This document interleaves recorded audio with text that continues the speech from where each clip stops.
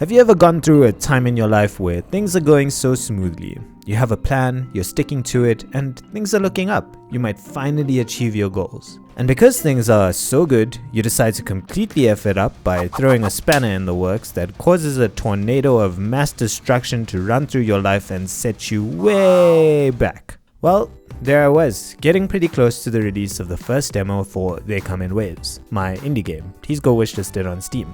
I spent some time adding lots of user interface elements like these little pop-ups that tell you what's going on in the game, and this countdown timer to tell you when the next wave of undead will be popping by to say what's up.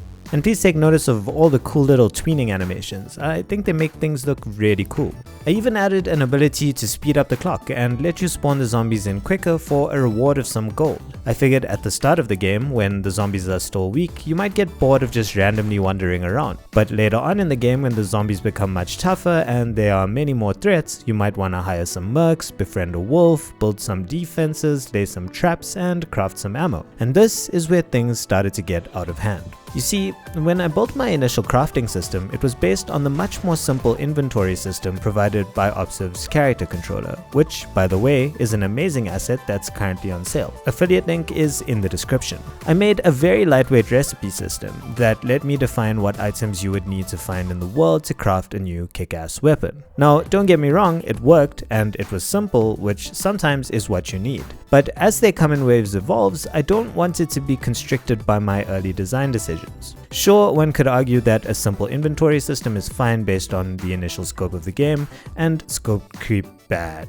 But honestly, I'm having way too much freaking fun letting my imagination run wild. Yeah, there needs to be limits and the project needs to have an endpoint, which I think I've clearly defined, but I still want to be able to prototype new ideas, scrap them if they're shite, or keep them if they fit. The problem with that is, the key to being able to rapidly prototype things without completely breaking everything when you decide to keep a new feature is having a solid foundation.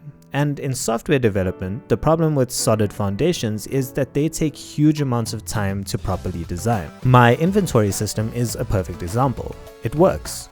For now. With basic weapons, but what if I tried to scale it to handle crafting different categories of items like buildings and traps, or adding different currencies like zombie remains, or even handling weapon upgrades? Well, my spider sense, which has become pretty strong over the past 10 years of developing software, was tingling pretty aggressively and told me to scrap my basic inventory system and replace it with a well-designed, properly architected solution. Fun fact, I already own one, made by the same company who made the character controller I use called the Ultimate Inventory System, which by the way is also 50% off, and you can find an affiliate link to it in the description. I made a conscious decision not to use this asset at the start of my project, because my spider senses were dulled by the thought of quickly finishing a project, and the Ultimate Inventory System is quite a beast of a solution. There's a lot to learn. I spent a day or two reading through the docs and watching their tutorial videos before deciding to take the leap and delete my lightweight inventory system and replace it with the UIS. What this meant for my project was that every item that could be picked up or interacted with in my game needed to be converted to support the new inventory system's items. I spent a couple of days converting everything, and thanks to the killer advice I received from Opsiv on their Discord server, my broken project was back to its original state within a few days. The difference being that it was now powered by a much more scalable inventory system. My target when I decided to make this change was to get to a point where I could build my weapons workbench and then craft a weapon at the workbench using a decent looking user interface. After a bit more reading and watching tutorials, I got to a point where I could find the plans for the weapons workbench, then find all its parts and build it. From there, if you access the crafting menu, it tells you you have no weapon plans, so you need to go find some. Once you complete Nellie's task, she gives you the plans for a flamethrower. And now if you access the weapons workbench, it will tell you what items you need to find in order to craft a flamethrower. Once you have all of them, you can click this handy little craft button and burn zombos to a crisp.